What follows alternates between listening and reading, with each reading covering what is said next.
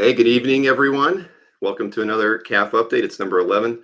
Can't believe I've almost been doing this for about 3 months now. Pretty crazy. And it's definitely wearing me down, but I'm enjoying every minute of it.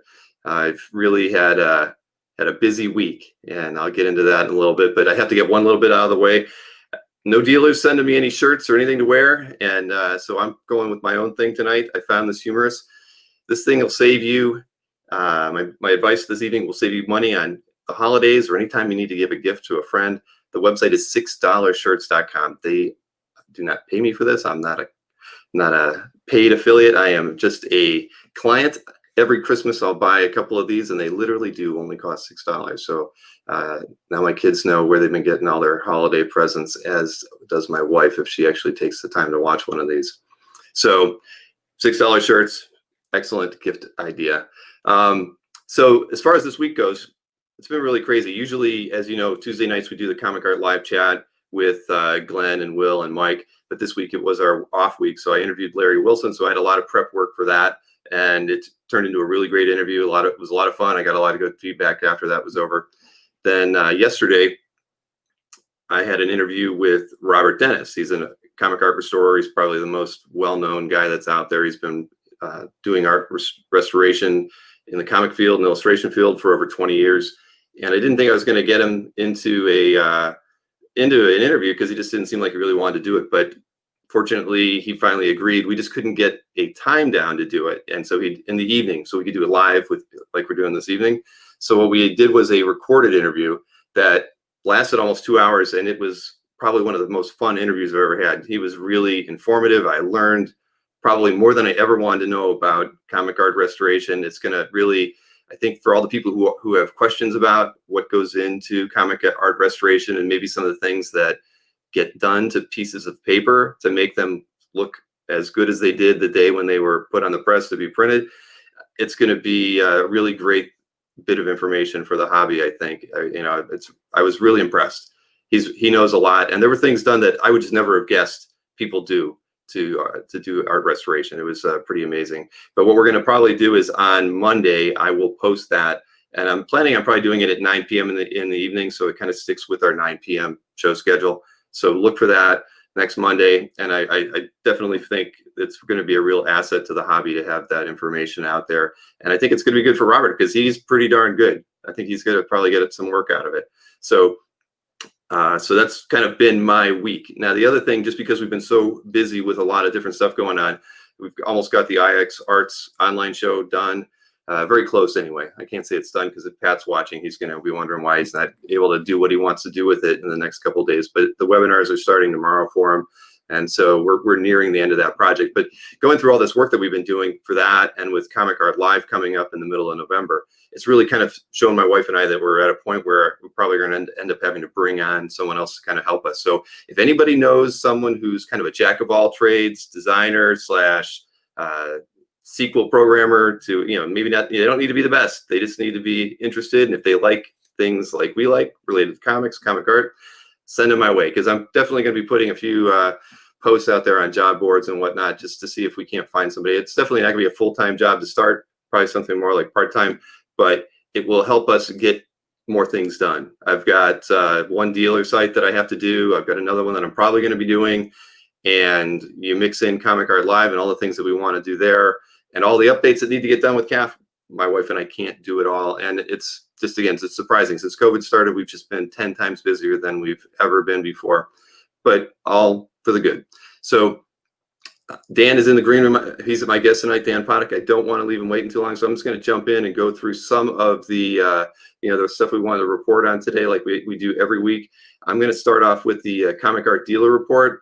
The Comic Art dealers this past week had a total sales of $272,000, which was up from $217,000 the prior week.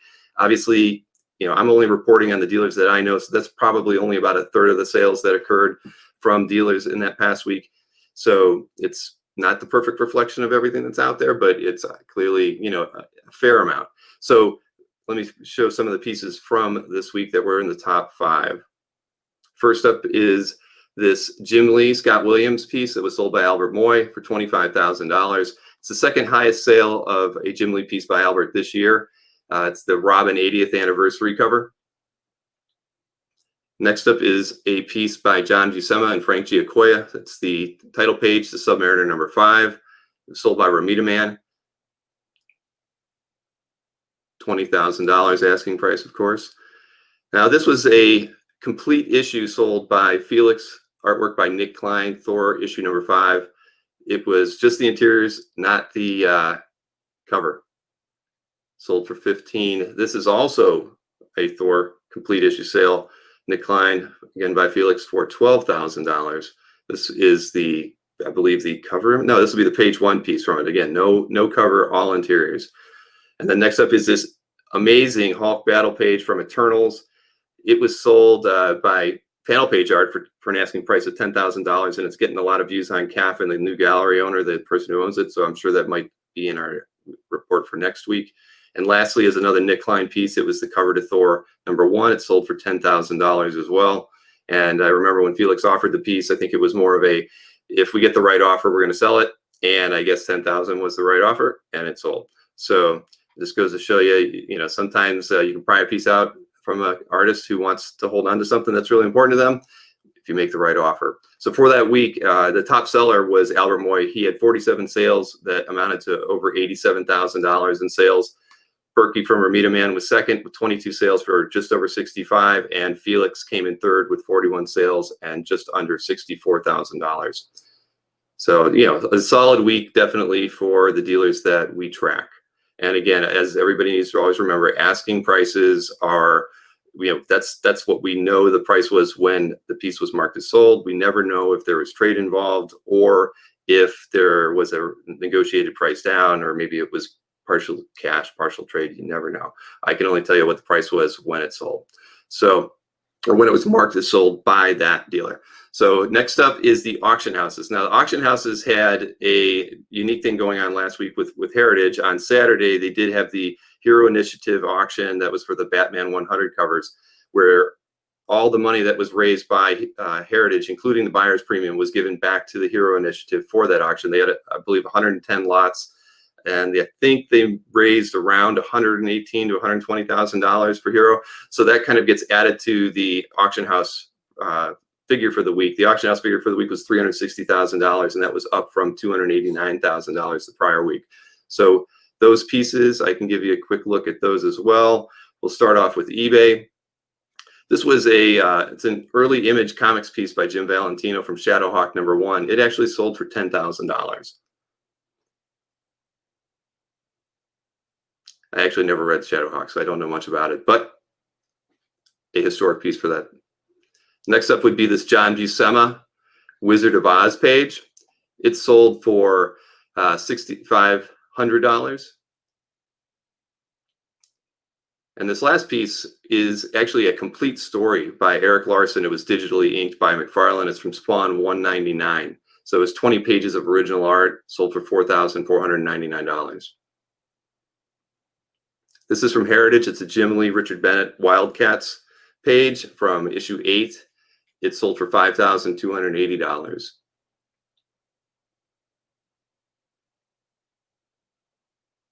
This is a Bill Sienkiewicz Electra Assassin 5 page 1 piece. It also sold for $5,280. It's just amazing, you know, from a historic book, and even though it was just a landscape, it was beautiful. Now this, of course, is Frank Cho. It's a woman ballpoint pen illustration, and we're going to stop it right there because obviously this is a family-friendly show. That piece sold for $4,320. And these are the pieces from the Batman 100 auction. This was by Arthur Adams. It sold for $4,560, and it was obviously a front and back piece, wraparound. This was a Jim Lee Batman sketch from it, and it was $4,080, not a wraparound, just the front of the cover. And then next up is actually an Alan Davis, who had 2 pieces sell for really high. I think he had the third highest sale. This one sold for $3,840. And I believe the other piece probably sold for around $3,600. So both of his pieces sold for really good amounts. Obviously, you don't see too much of Alan's work out there, and for him to do 2 wraparound sketches for that was definitely a charitable thing for him to do, and it was great for the Hero Initiative. So, so good sales week. You figure that was around $660,000 between the two auction houses and the comic art dealers. And again, if that's just even a third of what the market is, I'd say there were probably at least between 1.5 and $2 million in sales overall. That doesn't include stuff that we're tracking. So with that in mind, I want to get into the popular art from CAF this week so we can get on and talk to Dan. This was we're going to start off actually Paul P. You know, the guy posts more art on CAF that gets the most likes all the time. And so we have a trifecta of Paul P.'s art to start this thing off with. He should be very proud. He needs to take a week off. You know, just let put the checkbook down for a week and let some other people get some more art in there. But let's get this thing rolling. This is a Incredible Hulk Last Call #1 cover by Dale Keown. And again, in the collection of Paul P. I mean, Keown is, you know, from a modern perspective, probably one of the best Hulk artists out there. I love what Joe Bennett's doing as well, of course. This is a Ryan Stegman Uncanny Avengers #1 cover. And I kind of transitioned from Hulk to Wolverine there. You saw that. I'm trying to add a little bit of production value in here for everybody. And this was hinted at by James S. last week. I didn't know it was on CAF when we were doing the conversation, but it's the Man Thing #8 cover by Bob Wyasek, also in Paul P.'s gallery. Love that cover. So this is a Nick Catratis piece. It's from Superboy 170, title page, of course, Bob Brown and Murphy Anderson. He actually has the complete story, by the way. Now, Jason Versace is really happy with this piece. This is the glow-in-the-dark cover to Ghost Rider 15 by Mark Teixeira.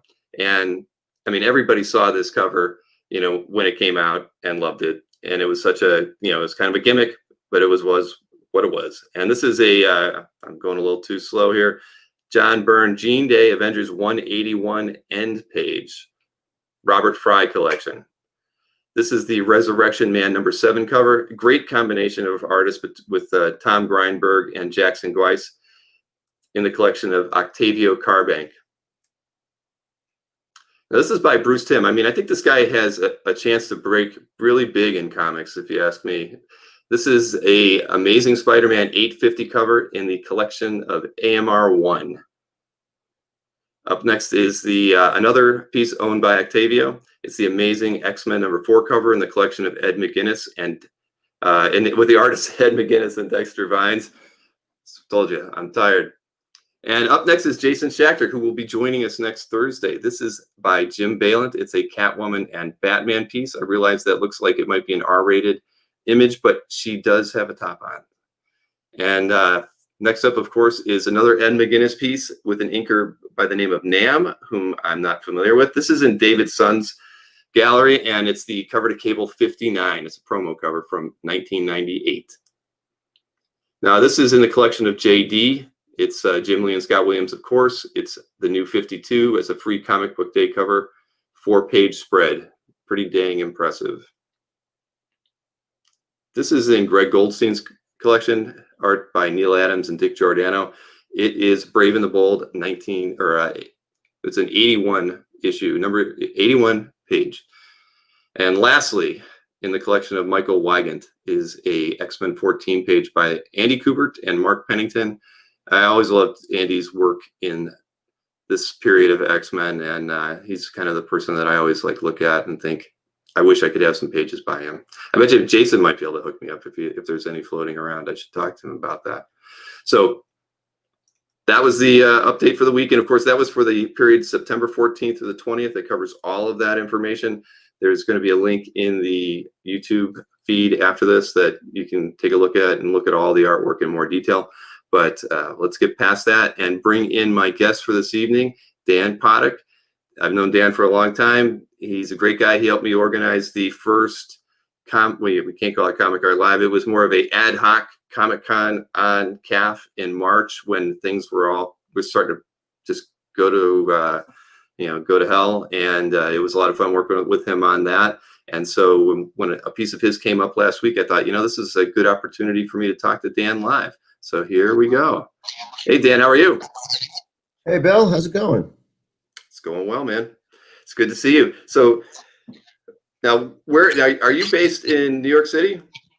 I moved out of the city a couple years ago. and now I'm in New Jersey, kind of in the mountains, which it's as good as any place right now, and living pretty comfortably.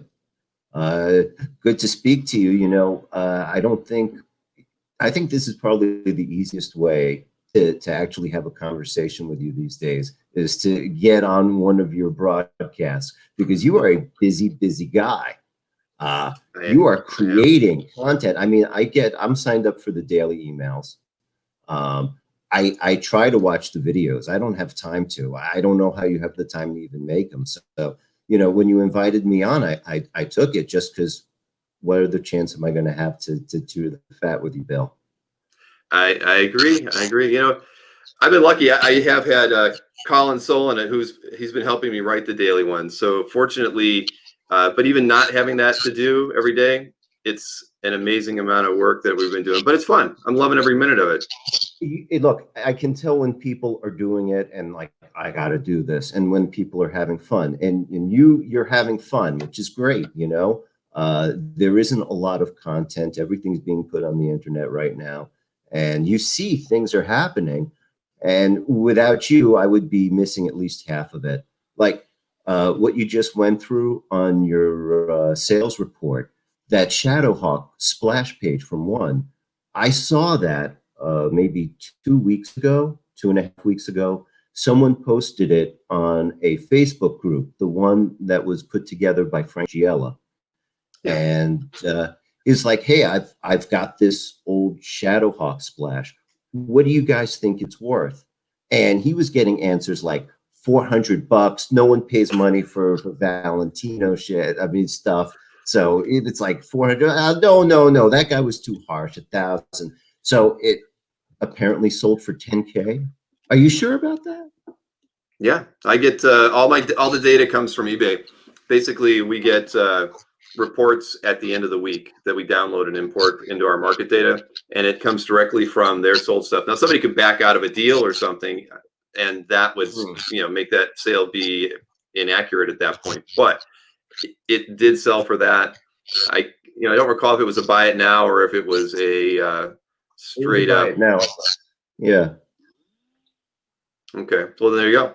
So you just never know. I mean, and I've seen a few pieces like that where, I didn't get to see it. We don't promote buy it nows on CAF. So when listings like that pop up there, we do not, we don't even promote it. So I never see it. Okay. Well, hey, it's impressive. There's a lot of impressive things going on in the hobby. I know because you send me emails about it pretty much daily. And thank you for doing so, Bill. You're doing a service for many collectors out there just in the shadows. It's always great to see someone shining the light. I'll say it like that. There you go. I mean, if I wasn't doing it, somebody else would be doing it. But I'm grateful that I'm in the position to be able to do it. I can tell you. And if you weren't doing it, I'm not exactly sure someone else would be doing it. That's the truth. That's the truth.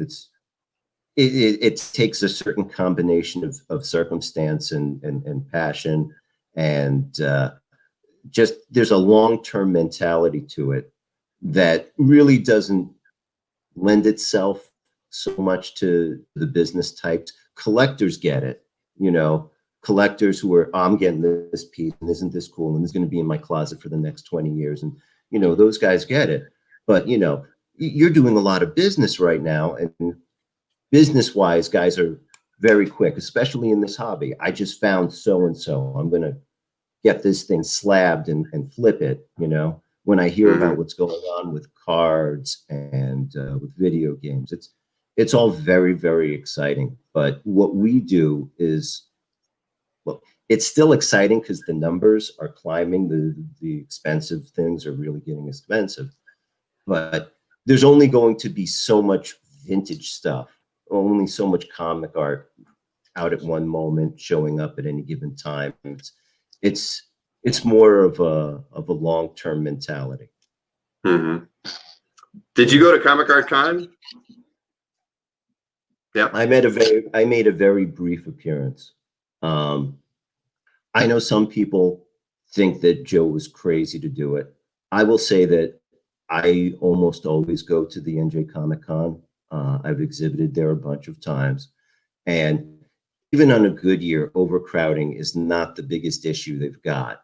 It's a very specific hobby. And especially in recent years, more and more of the dealer stuff, more of the stuff that you'll find in the room is on the internet anyway. So it's there's been less of a push, you know. So it's got its steady clientele. It's got its loyalists, and it's also a great chance to hang out with collectors, which is something you know I love to do. I will say, um, for most people, if you were there, you would have felt comfortable. First of all, the hotel was completely empty. You know, I didn't see anybody in the lobby. They did temperature checks at the door. I showed up early, so I was like the third guy in. That way, I was able to hit everything before it got crowded. And even when it got crowded, it wasn't really crowded. It's a big room. They spaced the tables out very well. Hand sanitizer was everywhere. Everybody was wearing a mask. Everybody, and not like the little nose hanging out thing. I mean, really wearing it. And for the amount of people that were there, it was a very comfortable environment. It's a small show. A lot of people chose not to travel, and I get it. Believe me, I get it. It's just 30 minutes for me. Pop in, say hi, run through, pop out, and uh, I'm just grateful. I'm really grateful to Joe for making it happen. It was wonderful to see a bunch of people. Even the guys I didn't particularly like, I was happy to see them. You know, I know I know what you mean. So I really hope that Joe gets another one of these together. If people follow the guidelines like they did this time around, I think it's going to be very successful. Good, good. So, hey, before we talk about that one piece that would have been in the popular artwork for this past week, why don't you give us your 5-minute origin story on how you got started collecting original comic book artwork? Or is it a 5-minute story? It's a real short story. My background in comic art is not really so epic. I was a fanboy as a teenager. Well, from when I could read until I was a teenager, I just devoured the stuff. Probably in the 90s, I kind of steered to more of the Vertigo type things, not really following so many books, whatever. And some point in '03, I was having a meeting at a business contact of mine, and his entire office had Batman art all on the walls. And up until that point, I had no idea. I just didn't even know it was a thing. I figured that it was either in the DC offices or the artist had it and wouldn't sell it. The idea that it was even a market didn't occur. And like I said, this was about '03, and that's right around when Heritage started getting into it. So I started buying a few things off Heritage, and really kicked it into a gear after messing around for a few years, got kind of serious.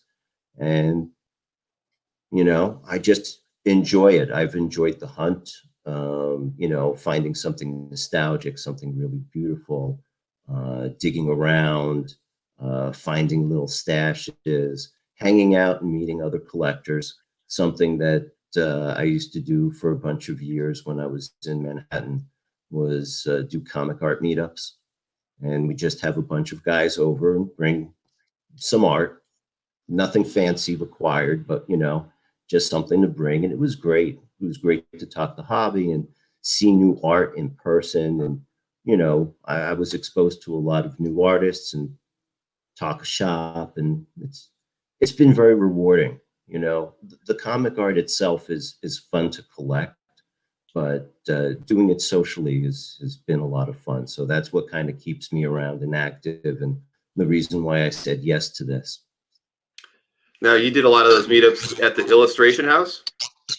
The last few, what happened was, as I said, I moved out of the city a couple of years ago, and it was floating around like a craps game for a while. And what happened was, the Society of Illustrator had some very successful comic art shows. Your buddy Berkey had that Spider-Man show, and there was an anniversary, and it's really been a wonderful, wonderful relationship because the collectors love it. The people who have the art that's displayed, they appreciate that it's being shown off, and the people at the museum really love the foot traffic that it brings in because it so much more popular at this moment than so much of their classic illustration art, Right. and it's a great space. It's a great space. Back in the 1800s, those little fancy art schools like them and the Art Students League and National Academy were churning out like the famous artists of the day while giving classes to anybody. And they had these beautiful, beautiful old 100-year-old buildings. So they were gracious enough to let us do some meetups in there. I wish you showed up to the one at New York Comic Con. I knew Berkeley was going to be too busy. He's working the whole time. That guy needed a break. I knew he wasn't going to show up. I was hoping that he'd let you go, though. What's the matter? He gets lonely without you? I think so. I don't know what it is. He's got an attachment problem. But but yeah, I've never been there, but I've seen enough pictures from there because I've seen, because I know they have a lot of comic and illustration related stuff. They do a lot of say science fiction fantasy painters have a lot of exhibits there. So yeah, it's a really great space, and I've never made it. Yeah, well, you're gonna have to wait a while, Bill. You're gonna have to wait a bit. Yeah. Someday we're gonna have another meetup there. You'll have to come over to the next one. I'll dump Berkey and go out and have a good time. So why don't we talk about that one piece? That kind of caught my eye, and clearly a lot of other collectors thought a lot about it as well. I'll bring it up here so we can take a look at it. Yeah, the Avengers 237 Splash. Yeah, I posted that a few days ago. I mean, it's 80s Marvel. It's got Spider-Man. I thought it would get a few comments. But the number of comments, it's all nice and stuff. But there were a few collectors there who really collect above my pay grade. And the fact that they stopped for a second to say, yeah, that is cool. It's one of those things. This isn't a big time piece, well, it depends on your viewpoint. Let me clarify that. It's not cheap. It's expensive for many collectors' budgets. But I know guys who collect more expensive stuff than this who still remember it. It's a nostalgia piece. Oh, without question. And you're right. It drew a lot of attention from a lot of bigger collectors. I mean, that's how it popped up on my radar. Yeah, fun stuff. It was my run of the Avengers. I must have been about 11 or so when it came out, and it must have been in the summer because I remember being away at the summer of that year at my grandma's place, which was incredibly isolated.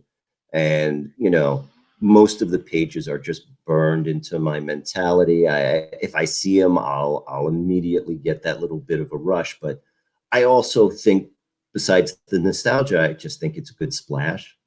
A lot of good character moments. The Spider-Man stuff is pretty funny. Still working off of the Ditko Romita-esque kind of neurotic Spidey with a little Dangerfield thrown in there. Mm-hmm. No, without question. I love the image. So So we picked, or I had you pick 5 pieces that we were going to talk about, kind of like what we did last week. And so what I did was I did do a couple detail shots on them too, so we can talk about them. And but we're going to start off with the Watchmen page.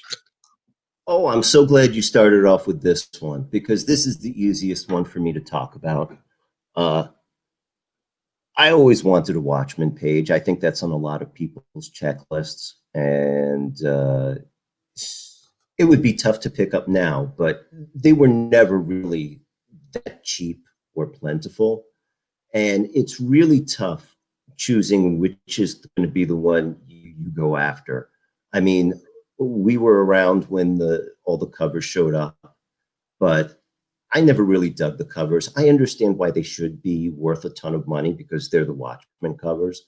But to me, the absolute best examples are going to be the fight scenes, the characters, Rorschach going against, doing his thing. Those are the ones that the big shots are really going to fight over them. And then there's one step below, I think, where there are the pages where you see a beat in the story.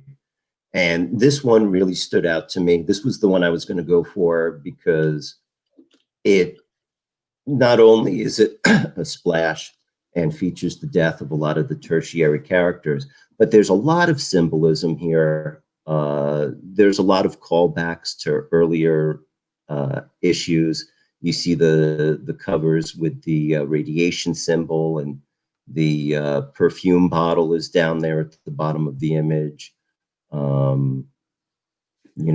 You've got the time clock going past midnight, the Rorschach block.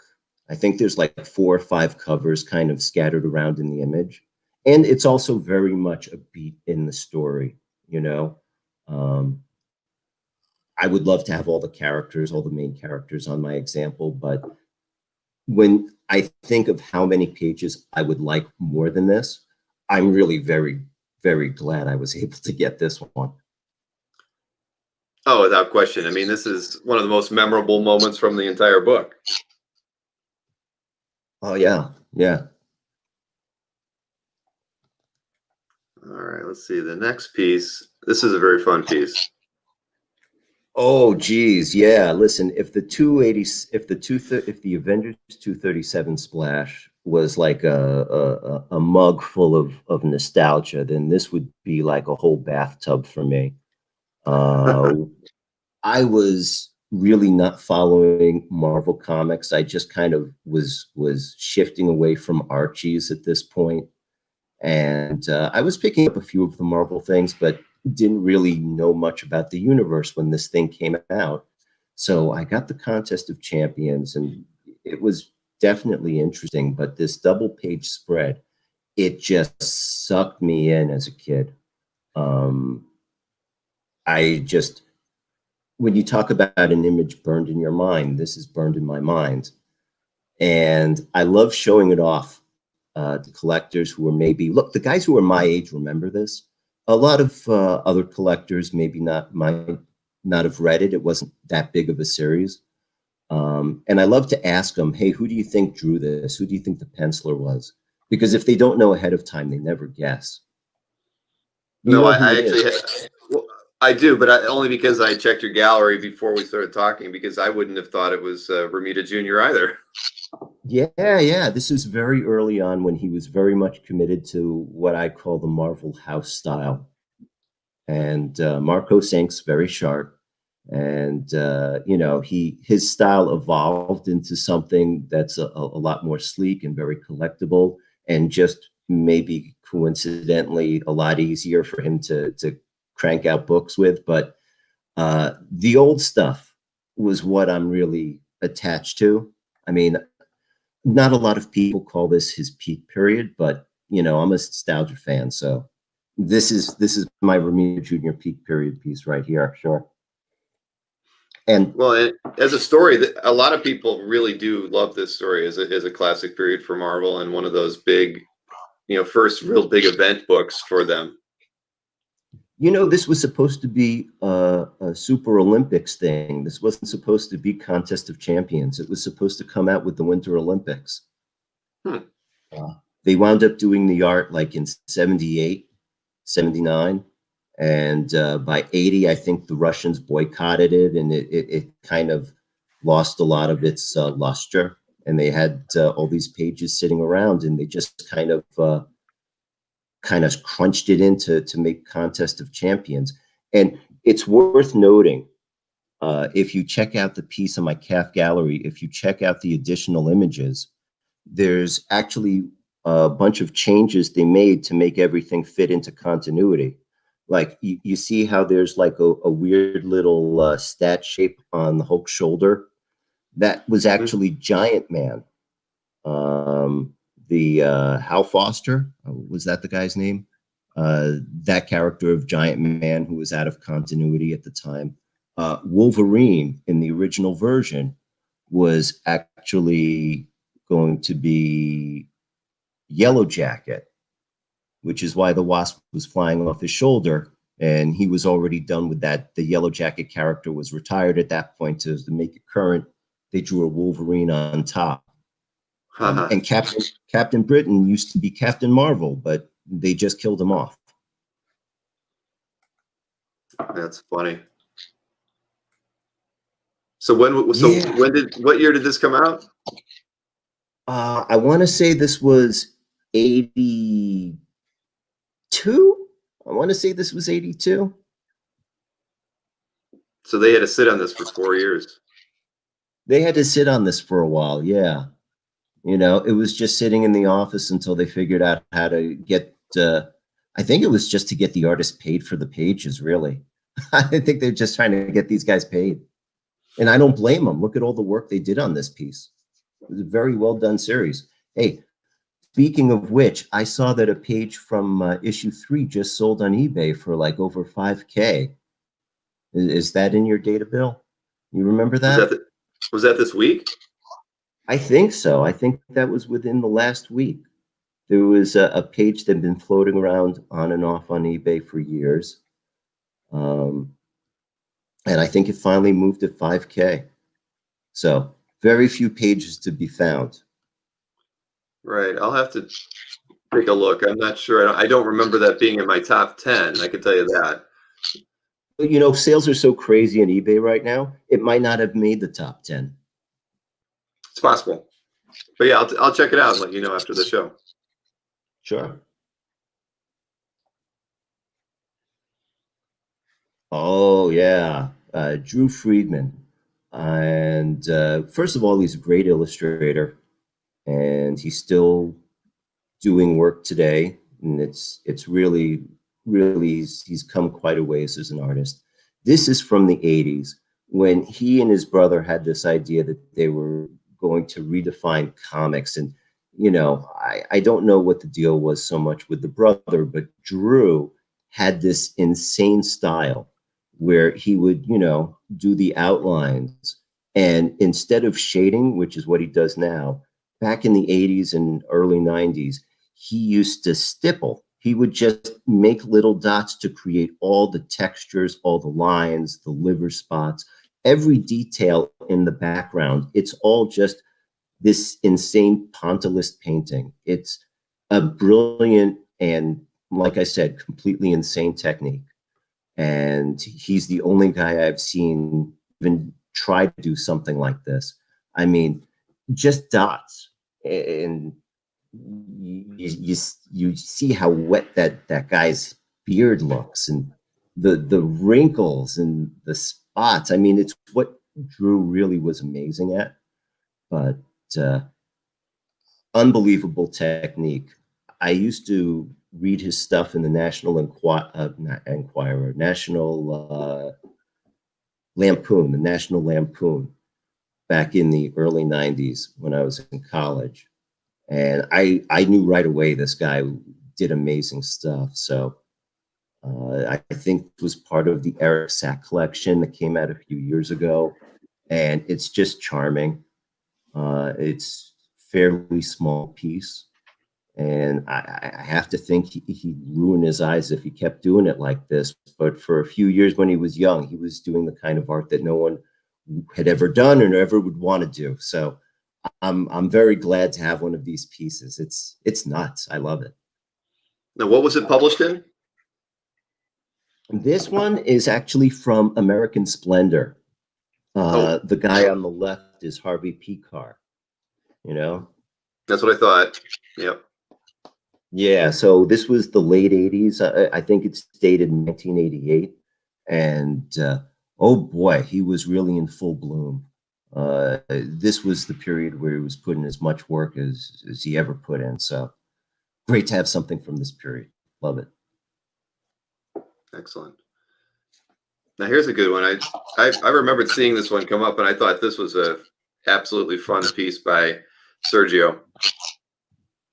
Well, did you see this piece come up? Because there was an auction back in November at Profiles in History, and there was something just like this that got sold. Sergio did a recreation, one-to-one size, huge piece, but he did a recreation. He was known to do that sometimes. I don't think Sergio got many mad pieces back. If I recall correctly, Bill Gaines had everyone sign an agreement that the art belonged to EC. So there wasn't any sort of issue when they changed over the copyright laws. Mm-hmm. So as far as I know, the guy I got this from said he picked up in the 80s when Gaines was emptying the vault. But, a lot of people love this stuff. And Sergio used to do a few recreations here and there. So this thing actually, a recreation of this just sold a few months ago. But I got the real one. I had the real one for a couple of years. Yeah, a little bit now of now that I'm thinking about it, it was a little different. When I saw it in the catalog, I did a spit take because it was literally lot number 1, The guy organizing the auction was nice enough to send me a catalog. And this thing is literally lot 1 in the whole thing because, Aragonés is going to be, it starts with A, so. Right. Well, that's probably the one I'm thinking of. Sorry, go ahead. No, not a problem. I was just saying, it is the piece. You're probably right. I think it was a Profiles auction where I saw that other piece, and it wasn't exactly the same. So he might have just done something similar, but I'll have to go back and look at that. It's like 80 to 85% the same. I think just a couple of details, or maybe he just liked something better, or maybe there was just a better pop culture reference he wanted to squeeze in, Sergio has always been a very creative guy. I used to see him at San Diego. He would come to the shows, the friendliest guy in the world, so much positive energy, I would love to commission him to do it if I didn't have the original already. But it's great being a fanboy of the 80s to have a piece about Comic Cons. There's a lot of universal truths. There's a lot of timeless references that really stick with the hobby over the years. And he draws a lot of heroes. You got to love it when he puts in all those little superhero references, which is so natural to the piece. And of course, you got to point out to all the fanboys out there, there's a table that's selling original comic art at this, this was done in 1987. So at a 1987 convention, you've got this table full of originals. And in front of the table, you've got Mark Evanier walking with Jack Kirby saying, hey, here's some of your early art. And Jack's complaining he got paid $50 when he did it, and now he can't afford to buy his own stuff back. I don't know if he actually said something like that. I'm sure he had a few choice opinions about it, but it's an incredible reference, for a comic art collector at least.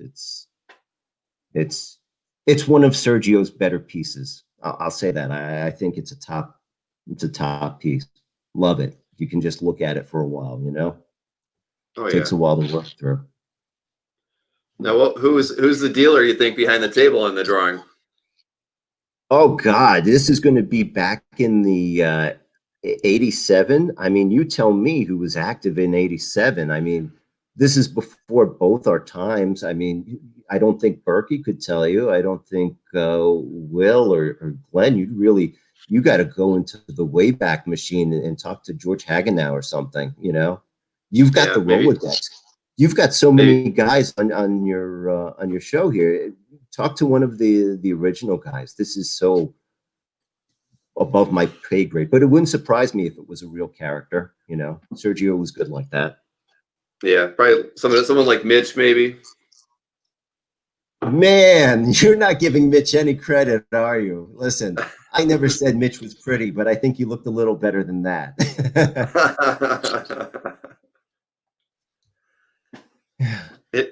Here's the last one. Yeah, a Art Adams FF cover. That's a nifty one. I figured I'd have to pull out something that, you know, the crowd would like. So far, most of them are like personal things. Maybe not the Watchmen so much, but you know, I pulled out a few. I was like, I better pull out something that I know pretty much everyone can dig, and an Art Adams FF cover definitely fits the bill. And it was only a 3-issue run. They immediately moved on to do other stories with other artists, but for whatever reason, that little run on the FF really strung a chord. I've seen them come back together, the Hulk and Spider-Man and Ghost Rider and Wolverine. I've seen it done endlessly in commissions. People love this stuff. And, you know, at the time, his style was such a slap in the face. It was crisp, it was sharp. And as much as I hate to say it, technically, his new covers look amazing. They make these almost look slightly primitive. I don't know who. You'll know this, Bill. Somebody posted Spider-Man, an Art Adams Spider-Man cover a few days ago. And the detail is so crisp and so sharp and so amazing. But you have to remember, all he does now is covers. And he's got all the time and he's getting paid quite well to do these things. Back then, he was trying to juggle the covers and doing the full interiors. It was a real tough thing. And if he had time to put a little more in the cover, I bet you'd see some more crisp detail. But, you know, who gives a turkey? It's that run of the FF. Who doesn't dig it, you know? Love Oh it. yeah, and that's definitely. I now remember it was Michael who just posted it. It was the Amazing Spider-Man 50 cover that was posted to CAF recently, and it's I believe that piece will definitely be in next week's update. Yeah, that's a beautiful piece. That's great. Technically beautiful. He's doing so much great stuff today, you know, better and better every year as far as Art Adams. But as far as nostalgia goes, love this one. Remember it very fondly. Now, is that one inked by Art too? I think it's actually inked by Thibbert. Oh yeah, okay. You know, and I really don't think Art had the time to do the inking. You know, this was as fast as I've ever seen him work. He was putting out a monthly book, 3 full issues. That's that was tough. That's not his pace. You know, he's definitely matured as an artist, and he knows his pace. You give him his pace, he turns out the most incredible stuff you've seen. This was him working with Thibbert. I think it was. Is it only Adam's signature? Is the other Art signature? Yeah, there it is in the image. It's there. Okay. Yeah, Adams didn't ink it. He wouldn't have had the time, I think.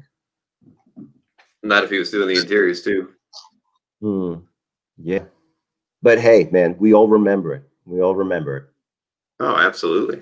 I unfortunately have nothing by Art in my collection at all. I used to own something a long time ago, and I let it go, and I will regret it to this day. You should try doing a calf search. A few for sale. You can find a few if you look. Oh, I know they're for sale. I just if I'm going to end up hiring another programmer to work with me, I'm definitely not going to have any money for Art for a little while. I don't know. Depending on the guy you pick, you might be able to pay with comic art. Yeah, that's true. If I could get Berkey to just loan me some to or something, but if anybody could do it. Yeah. Well, that guy, he's my best pal, but he's a penny pincher. He'd never give me anything. No slack. Maybe. Now, So yeah, we definitely. It's unfortunate we're not going to have New York Comic Con this year because I was, I was already, after last year, and I knew it was like a letdown that I didn't get to go to the meet and greet afterwards. So I was like, all right, this is going to be the year I'm going to do it. I was all set to go back to San Diego because I haven't gone to that show for 3 or 4 years. So yeah, it's been a real drag. Yeah, it's pretty much been a given for months that New York Comic Con isn't happening. I mean, the circumstances of the outbreak in New York in the area, it was real rough because by the time you really knew what was going on, there were cases all over the place, and it was a real big rush. It derailed a lot of things, and you just saw how it was cascading. That large groups. I mean, I don't know how many years ago you went to New York Comic. Well, it was the last Comic Con. You made it to New York last year. The last few years, it's just elbow to elbow, wall to wall people. Logistically, there was no chance. From March, we all knew that Comic Con, as we knew it wasn't going to happen. Maybe there was going to be some sort of remote thing, maybe some sort of subscription service for people who bought tickets. You get to some panels or something like that. I imagine they'll have some little section of the Javits Center roped off to do a cosplay contest or promote the Black Widow movie or some stuff like that. But like the con where we all go to and hang out, that wasn't happening. I mean, No. the New Jersey Art Con, maybe you're talking about 40 people. It was done for love, not money. But you can work around that.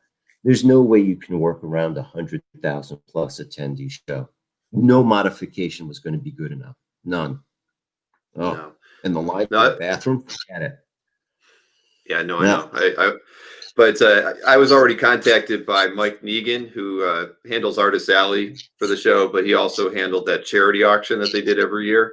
And he let me know that they're still going to hold the charity auction because they did get the artwork, and they haven't really established what online venue they're going to use for the auction. But he said that within the next week or two, they should have some information for me to share with all the collectors out there on what their plans are.